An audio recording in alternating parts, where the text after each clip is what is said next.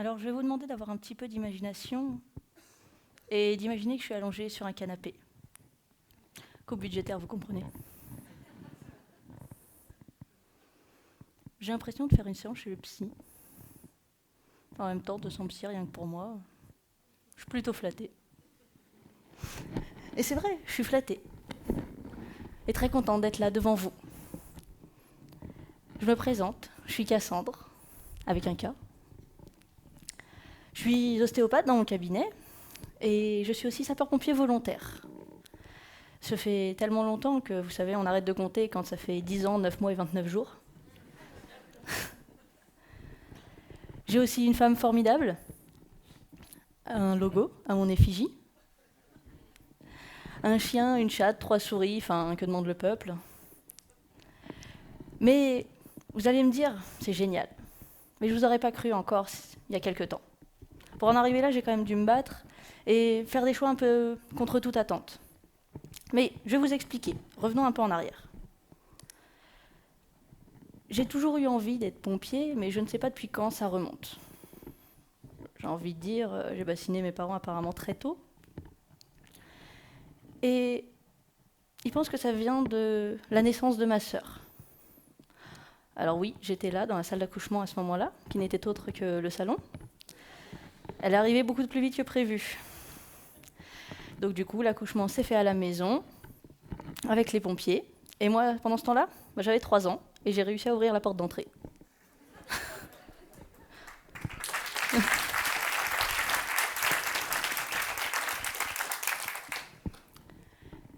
Et j'ai toujours eu envie de réaliser, de vivre de mes passions, notamment le sport, le judo surtout, mais d'aider les gens.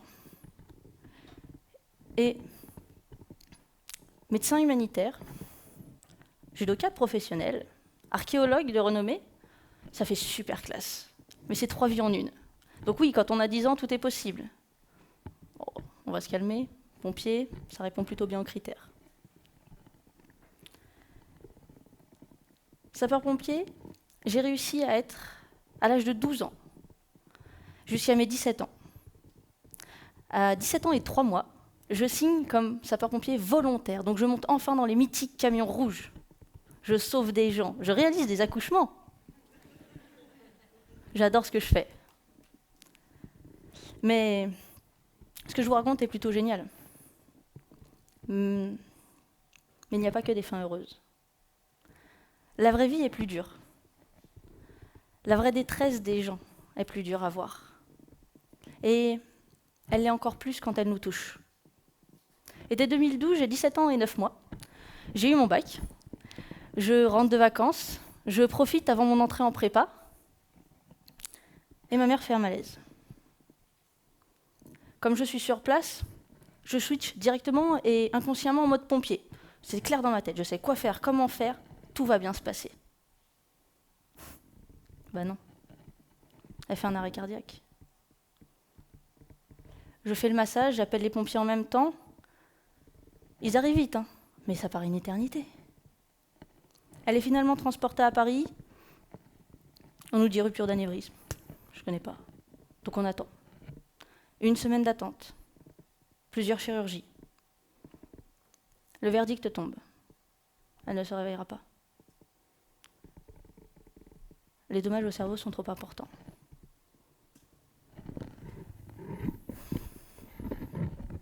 Le soleil me tombe sur la tête. Une maman, c'est éternel normalement. J'avais jamais vu une autre possibilité. Et ma mère, c'était le pilier de la famille. Et cette fameuse famille, s'écroule aussitôt. Alors ni une ni deux, moi, le naturel revient au galop. Je fais tout pour combler toutes les fissures. J'aide à l'entrée en CP de mon petit frère, je fais le soutien pour ma sœur, je fais tout ce que je peux et être aidante pour mes grands-parents, notamment j'ai une grand-mère qui a des problèmes moteurs, un grand-père qui a Alzheimer, et de temps en temps, j'essaye de suivre mes cours. Mes études ont, on dirait, 7 ans. 2 ans de prépa, 5 ans d'école, d'ostéopathie.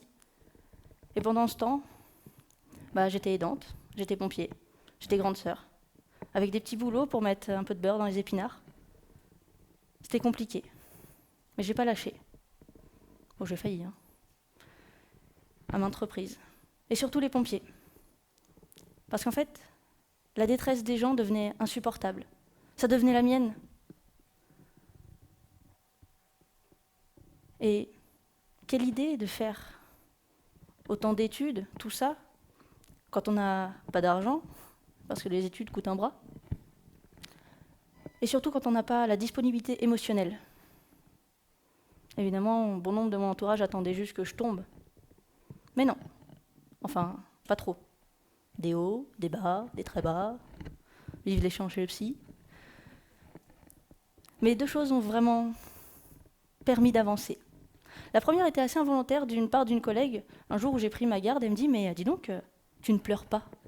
Bon, j'aurais dû lui répondre, pas en public quand même. Mais ça m'a amené à me questionner. Il y a un truc qui tourne pas rond chez moi. Du coup, j'ai consulté un psychologue. Bon, je m'attendais à faire une séance qui me réponde à ma question, et puis c'est fini. Lol, quelle naïve que je suis. Bon, voilà. Mais ces séances m'ont permis et ont été vraiment le déclencheur de tellement de bonnes choses après. Grâce à ça, j'ai pu me construire ma famille de cœur avec mon parrain et ma marraine. Ouais.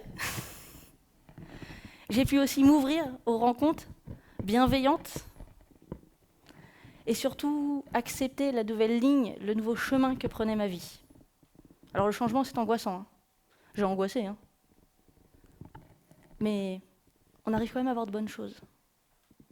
La deuxième chose qui m'a permis d'avancer, c'est que je ne voulais pas la décevoir.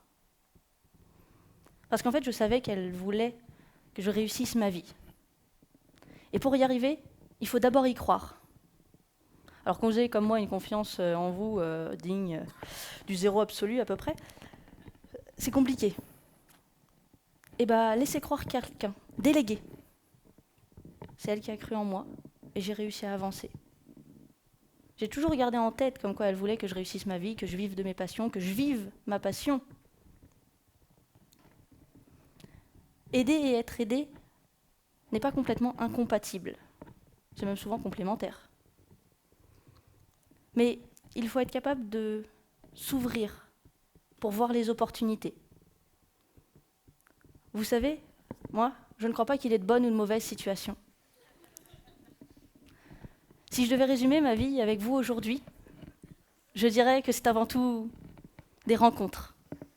Des gens qui m'ont tendu la main, peut-être à un moment où je ne pouvais pas, où j'étais seule chez moi.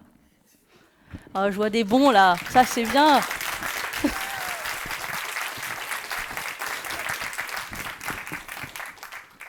Désolée pour ceux qui n'ont pas compris. Hein. Là, je ne peux plus rien faire pour vous. Mais cette citation d'Otis, on est d'accord qu'elle est complètement vraie. C'est les rencontres que l'on fait qui nous permettent d'avancer et de devenir les personnes exceptionnelles que l'on peut et que l'on doit devenir. Donc oui, le chemin est difficile, mais il ne faut pas lâcher. On peut y arriver.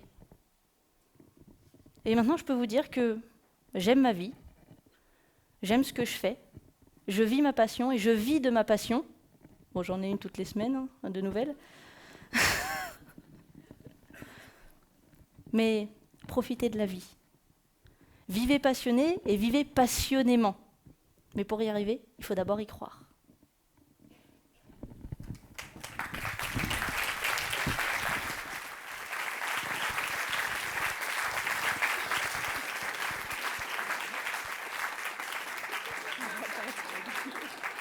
Je me sens déjà mieux à vous avoir parlé, n'empêche. Je vous vois combien pour la séance ?